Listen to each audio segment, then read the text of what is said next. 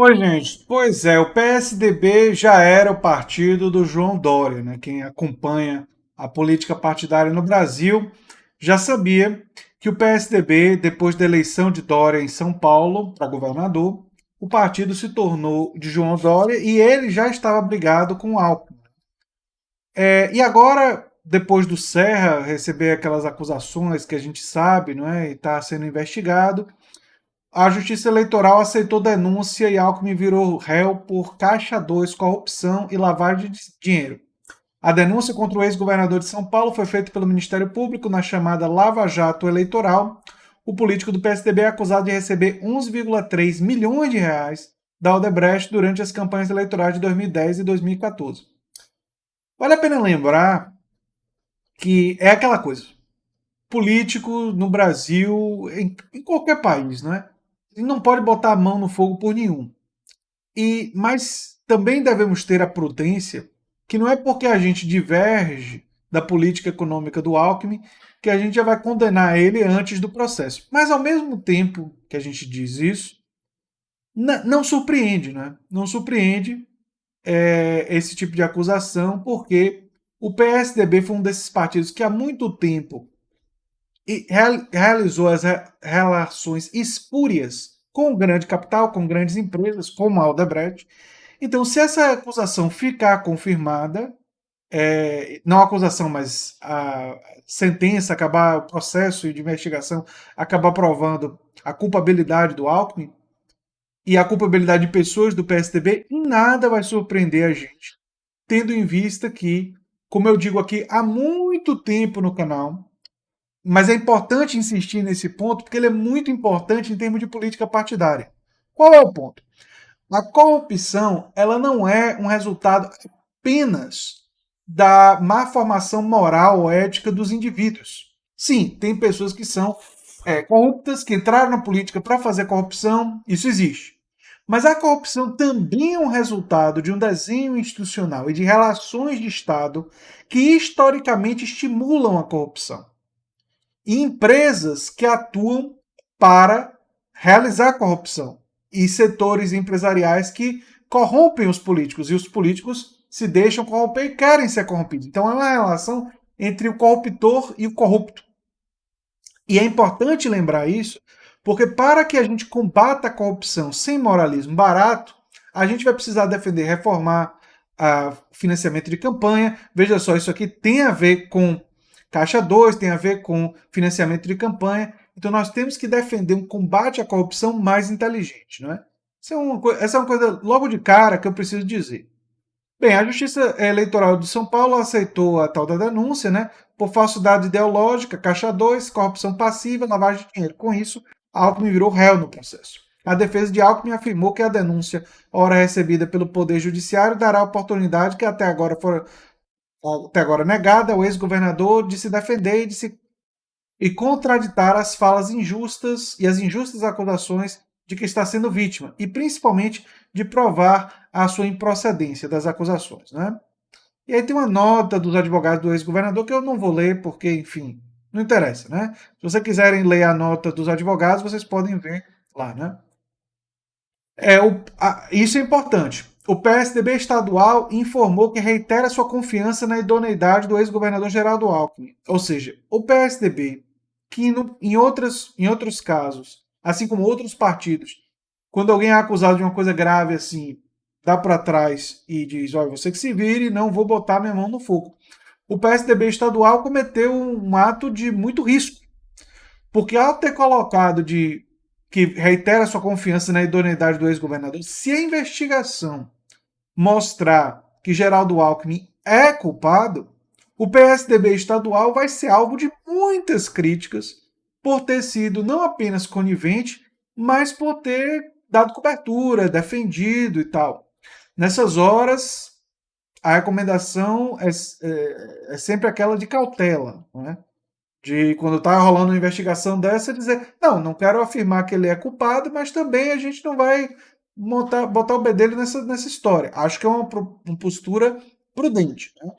O Ministério Público acusou Geraldo Alckmin, como eu disse, né, de receber 11,3 milhões da Odebrecht. durante as campanhas eleitorais de 2010 e 2014 ao governo do estado de São Paulo pelo PSDB. O ex-governador foi citado por 3 delatores do grupo. Segundo o Ministério Público, Alckmin recebeu recursos sobre o uso de diversos codinomes, como Pastel, Pudim e Bolero.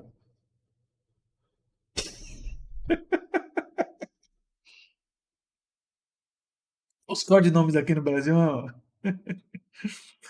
é uma beleza, né? Desculpe dar risada, mas pastel, pudim, devia ser cafezinho, né? A Alckmin tinha aquela coisa de sempre estar com um cafezinho segurando assim na mão e sempre gostava do cafezinho e fazia até um marketing pessoal com isso daí. Bem, a denúncia foi aceita pelo juiz Marco Antônio Martim Vargas, titular da primeira zona eleitoral da capital paulista. No documento, o magistrado afirmou que a denúncia tem indícios suficientes de materialidade dos crimes e de suas autorias. Então, olha, outro que resolveu se arriscar. Aceitou a denúncia e disse que tem evidências boas. Né? Ele poderia ter dito que tem evidências. Não, mas ele foi cauteloso. Ele disse indícios suficientes. Né? Ele não disse definitivos. Né? Você vê o povo da área jurídica, né? Se protege um pouco mais, né? Um pouquinho mais. De acordo com os promotores que investigam o caso, as transferências para Alckmin foram feitas via Caixa 2, isso porque a empreiteira estava impedida de fazer doações eleitorais em razão de ter contratos com o governo. Ainda segundo os promotores, Geraldo Alckmin sabia que o valor não seria declarado. A história dos codinomes que eu achei engraçada, né? Ele apareceu com codinome diferente nas planilhas de propina da Odebrecht. É interessante essas empresas, como a Odebrecht, né? Eles estão tão acostumados a realizar propina que eles têm planilha de propina. Já pensou? Você faz uma planilha assim na empresa, né? Bem, aqui a gente tem os custos, aqui a gente tem o investimento e aqui a gente tem o investimento nos políticos que vão facilitar para a gente as coisas do Estado.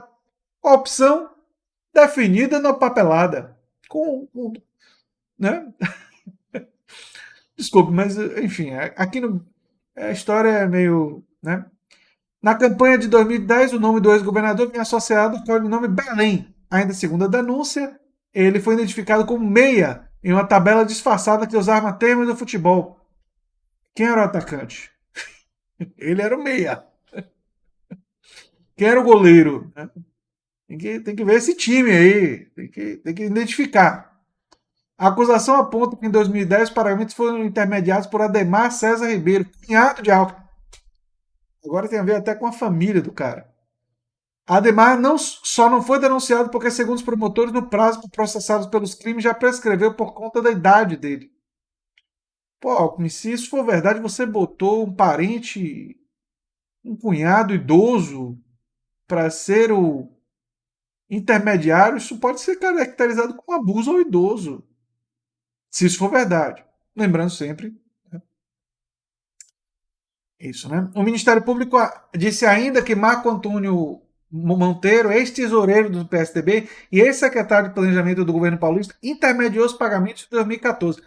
Olha, gente, na política, se você vê alguém dizendo que quer ser tesoureiro de algum partido, acho que tem que ter suspeita, né, de desconfiar, porque o número de tesoureiros que envolvidos em coisa complicada é uma coisa realmente impressionante.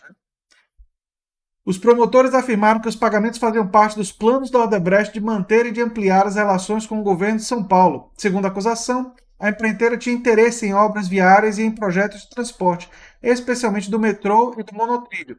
O Ministério Público também incluiu na denúncia os nomes de 6 delatores da Odebrecht, que terão as eventuais penas estabelecidas de acordo com os termos de colaboração premiada de cada um deles, que cada um deles firmou com a Procuradoria-Geral da República.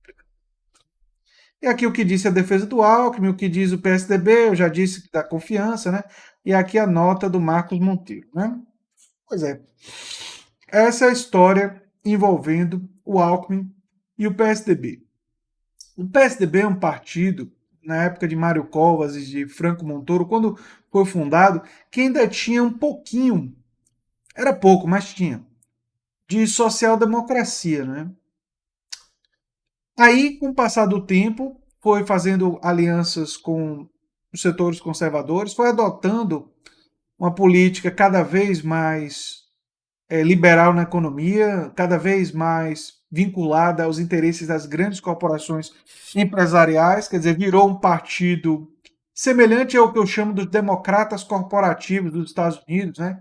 Que hoje tem como tinha o Bill Clinton como grande figura dos anos 90 e hoje é o Barack Obama, o Joe Biden, a Hillary Clinton, essas pessoas que representam os democratas corporativos, que são quem? Gente que posa de ser de esquerda, né?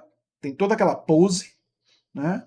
Mas que faz alianças com grande capital, que recebe dinheiro das grandes empresas e que na hora que governa fazendo o que essas grandes empresas querem, fazendo as reformas que elas querem, deixando os lobistas controlar o Congresso, o Senado. Foi isso que virou o PSDB. Por isso, se tudo isso ficar comprovado, para mim, zero surpresa. Zero. E é isso, e é essa aura que influencia e que corrompe muitos partidos.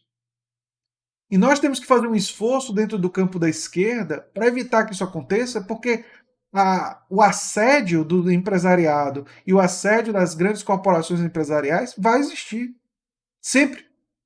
Por isso que nós temos que reforçar a defesa de uma reforma no financiamento de campanha, já falei sobre isso várias vezes aqui no canal, e mudança no desenho institucional, para a gente criar mecanismos de combate a essa relação perniciosa entre o setor econômico, a elite econômica, não é? Que são as grandes corporações empresariais e a elite do executivo, inclusive eu e Jorge Sola falamos sobre isso na minha live com ele, e a política.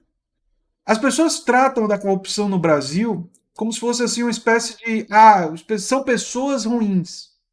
Sim, tem muita gente ruim. Mas não é só isso. O sistema que nós temos, ele incentiva que esse tipo de pessoa chegue lá, porque é esse tipo de pessoa que recebe dinheiro para chegar lá. E quem dá o dinheiro cobra depois. Então é um sistema que produz e reproduz a corrupção.